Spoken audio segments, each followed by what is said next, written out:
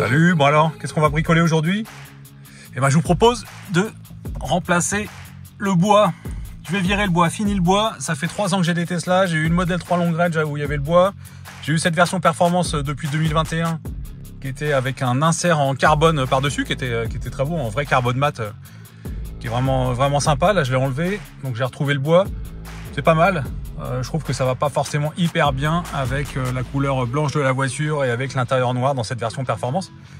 Donc je le change et on va installer l'insert d'origine Tesla en blanc mat. C'est vraiment celle qui vient directement de chez Tesla. J'ai massé la matière. On va voir qu'il est un petit peu différent ici pour le montage. C'est assez simple. Il faut enlever cette petite pièce ici, là sur le rebord. Il faut enlever ce cache et après on enlève l'ensemble. Donc ça va jusque là, jusqu'au niveau de l'aération. On va enlever toute cette partie là. Il faut enlever cette pièce là en premier. Je mets un outil en plastique dans un chiffon pour pareiller et on va bien taper dessus. Faut y aller fort, hein. Voilà, il est parti, ça c'est fait. Ce cache latéral, donc tout est clipsé, il suffit de tirer dessus. Voilà. Donc maintenant il ne reste plus qu'à soulever le tableau de bord. Donc c'est toujours clipsé, hein, comme le reste. Moi j'ai mis une serviette ici pour pas risquer d'abîmer la casquette. Hop.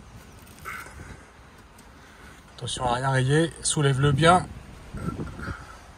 Voilà, c'est fait. Donc à quoi ça ressemble sans le tableau de bord? On voit tout le système d'aération tout simplement.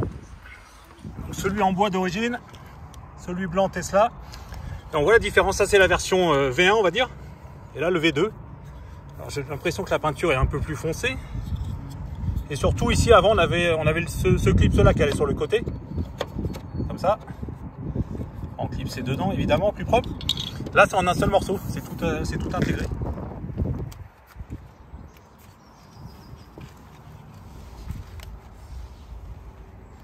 Hop, mise en place, donc je crois qu'il faut d'abord mettre l'arrière.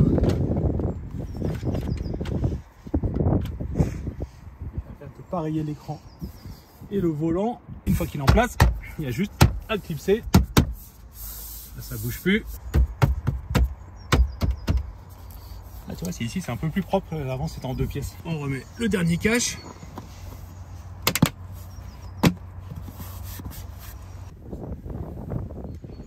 Voilà le résultat, je kiffe.